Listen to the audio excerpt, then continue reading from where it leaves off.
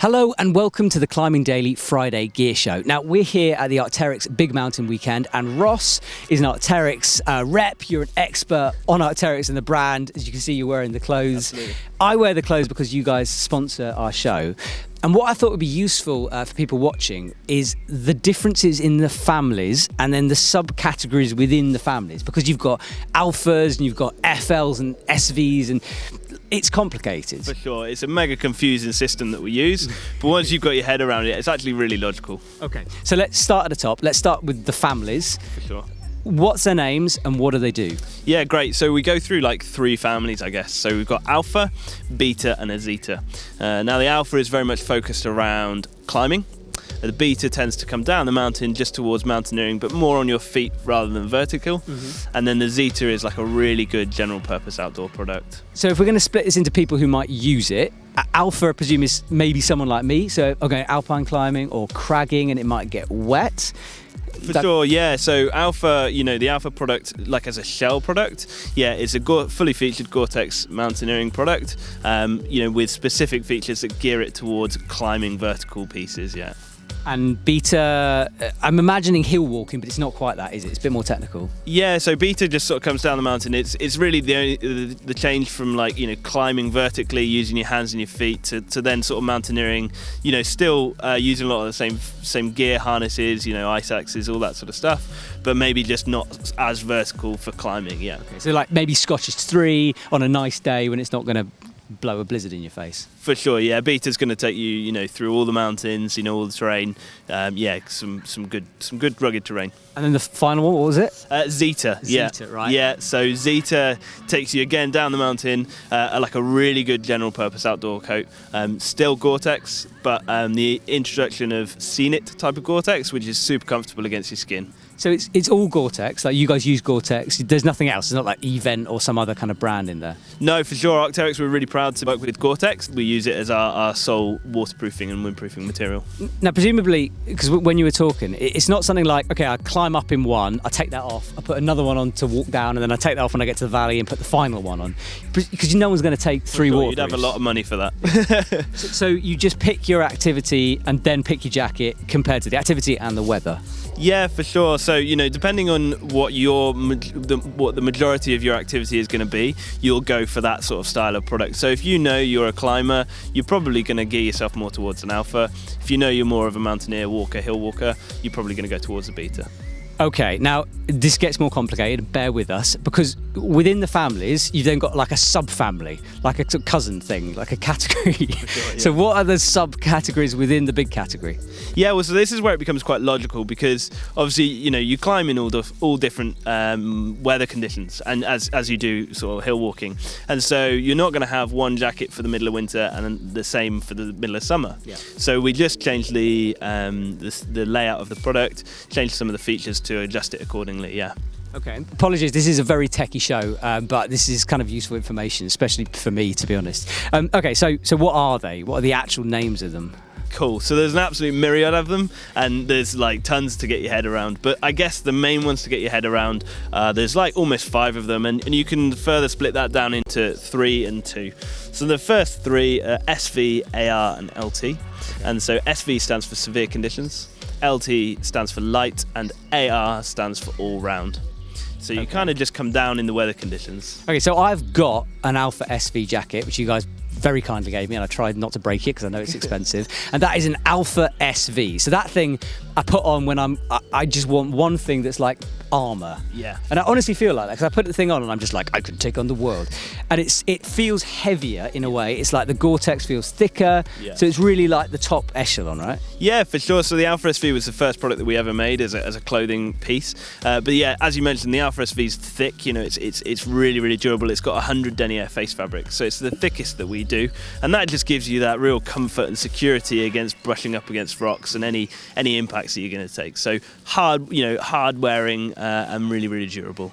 Okay, so that's 3 of them. 2 more? So you go SV, and then the AR you come down. You just lighten up some of the features, and then LT again, lighter again. Then you go into 2 variations of light, and this is where it gets a bit more confusing. So you got SL and FL. So and they stand for super light and fast and light. Right. the way I kind of like to think about them, something like a Formula One car and a rally car. I like car analogies. So SL Superlight, it's got one job. It's to be as light as possible. That's your Formula One car. And to be as light as possible, you strip away anything you don't need and you use the lightest fabrics. So we're still talking Gore-Tex, but we're looking at Gore-Tex Pack Light. Okay. Clues in the name, it packs down very light. Then you go to the FL Fast and Light, that's your rally car. Still needs to be light, but it's still got to have some of those features, still got to be a bit more rugged. So you can be a bit more sparing with some of the durability features, and you can still use Gore-Tex Pros and things like that, just to give it that bit more durability. Okay, the elephant in the room with Arc'teryx is cost, right? So is this stuff a bit like, you get those sticking with the car analogies, you get like a stripped down Porsche and they take everything out, but then they whack $5,000 on the price. Yeah. Are your super light stuff, is that similar pricing to the SV stuff, or is it lower? How does it work price wise? Yeah. So generally speaking, obviously you will come down in price. So for let's say like a Beta SL, you won't pay the same money that you will for an Alpha SV. Just because the features and what it's got on it is vastly different. You're going to pay more for more, generally speaking. Yeah, absolutely. Okay, so you sort your family, so what type of outdoor person you are, and then you go, all right, so I'm just doing like a mission up a solo and a slab in the Lake District. It's not going to rain. I'll take an FL. Yeah. But if it's possibly going to piss it down with rain, you maybe take something like the SV or the AR? Yeah, potentially. Yeah. So again, it just sort of it depends on when you're going. So if you're going in the middle of winter, you're probably going to be looking at an SV because there's a good chance you're going to encounter some pretty horrible conditions. FL, you've still got all the right features, so it's still a Gore-Tex Pro product, but you can just be a little bit lighter and you're not going to go in with as much of a contingency, so you can just be a bit lighter and you can maybe go for like an FL product. Okay, well, I know you've got some sample jackets down here, because it's all very well sort of chatting about this in theory, but I want to see it in action. So starting with this green one, what family is it and what FL, SV, all the rest is it? Yeah, great. So we've got an Alpha FL here. So just remind us, Alpha is climbing. For sure, yeah. And FL Fast and Light. Nailed it, yep. I'm getting this. The features on this are going to be like, post-work, longer summer days, heading into the crag, getting a route done and coming back out. You're not going in with big heavy packs, loads and loads of gear, but you do want that contingency for if it gets wet. And that's where this sits. So, tech speak, we've got a Gore-Tex Pro jacket with a 40 denier face fabric and all the features you're going to need. So, top down, you go with a helmet compatible hood with full adjustability to go with your helmet or to cinch down when you're not wearing a helmet. Seam construction around the shoulders and the arms gives you lots of flexibility. So when you reach up, you don't have that awful thing of riding up getting a cold midriff. Pocket detail and layout, we've gone for really simple simplicity on here. We've just got the one pocket on the chest, and this is one of the defining features actually between an Alpha and a Beta. So Alpha being climbing, you tend to find that the pocket is center mounted just for ease of access, and it lifts it up away from the harnesses. And then the Beta, you tend to have external mounted pockets just for those hand warmer pockets. Again, to suit the activity you're doing. Okay, that makes sense. And then the yellow jacket? So this is the Beta LT. Mm-hmm. So again, Beta walkers, yeah, or mountaineers, or like low angle terrain. For sure, yeah. Okay. And then LT, the light version. Okay. Yeah. So in a similar way, we've got a Gore-Tex Pro fully featured product, still a 40 denier face fabric, but the features do change. So as you can see, we've got two pockets, those hand warmer pockets.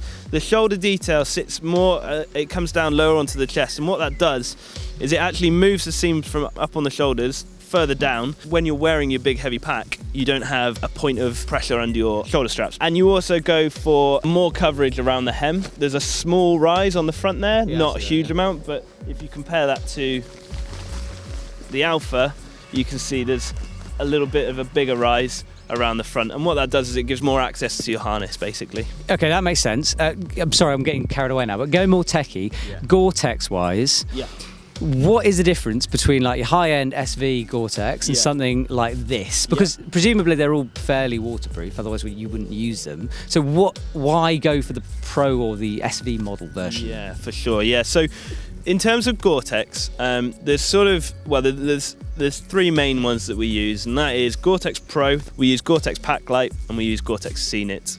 And they all offer differences. So Pro is your most durable and most hard-wearing product.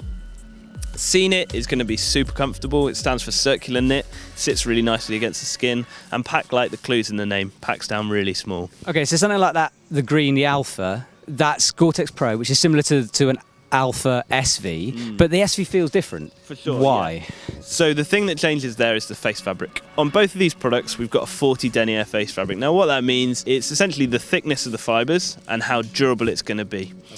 So on something like an Alpha SV, it's 100 denier face fabric. It's really, really tough and durable. If you bash that against a rock, you're going to get very, very little damage. The compromise with that is weight. So it becomes more, it's a lot heavier, and it can start to stiffen up and be a little bit less flexible. As you know, it's like a little bit stiffer, whereas something like this is going to be much, much lighter, much more packable, but the compromise is ever so, it's going to be slightly less durable than 100 denier. Will that extra difference, the rock abrasions, all that, will you see that difference in the lifetime of the product in terms of its lifespan, how long it lasts? Yeah, definitely. I mean, treated in the right way, there's no reasons that these products shouldn't last you a lifetime. You get a lifetime warranty from Gore-Tex, and our ethos as well is make the strongest products that you can make, so that you end up buying less. So you buy one for multiple activities and for longer periods of time. Okay, so I live in Chamonix.